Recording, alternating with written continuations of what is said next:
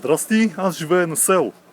Зад мен се вижда върхът, който е символ на селото, казва се Митек Шпице, обеден връх или нещо такова в превод и е на около 2100 метра височина.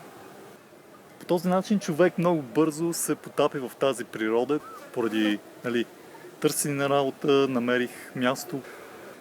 И понякога така от умора, човек дори остава и през почивния си ден в планината и някак си след месеци, когато човек вече пътува в свободния си ден към града, към долината, започва да вижда нещата по различен начин. Веднъж му прави силно впечатление и то като нещо ненормално. Тази инфраструктура, той излят бетон,